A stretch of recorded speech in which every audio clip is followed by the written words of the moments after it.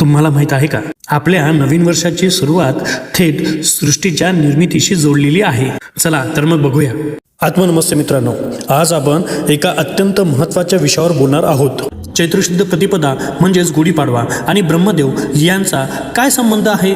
मित्रांनो, हिंदू धर्मग्रंथानुसार ब्रह्मदेव हे सृष्टीचे निर्माते मानले जातात आणि असे मानले जाते की चैत्रशुद्ध प्रतिपदेच्या दिवशीच त्यांनी सृष्टी निर्माण करण्यास सुरुवात केली. याचा अर्थ काय? हा दिवस फक्त कॅलेंडर बदलण्याचा नाही, तर संपूर्ण सृष्टीच्या सुरुवातीचा पहिला दिवस आहे. याच दिवशी काळ म्हणजे वेळ सुरू झाला.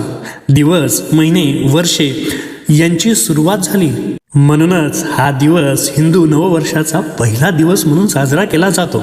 पण इथे एक खोल अर्थ दडलेला आहे. चैत्र महिन्यात निसर्गात ही नवीन पालवी फुटते, झाडं पुन्हा हिरवीगार होतात आणि एक नवीन जीवनचक्र सुरू होतं.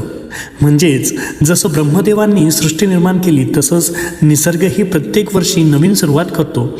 आणि म्हणूनच आपण गुढी उभारतो. ती फक्त एक परंपरा नाही, तर ती आहे विजयाची, सकारात्मकतेची आणि नव्या सुरुवातीची घोषणा. गुढीपाडवा हा फक्त सण नाही, तो सृष्टीच्या सुरुवातीचा आणि नव्या जीवनाचा संदेश आहे.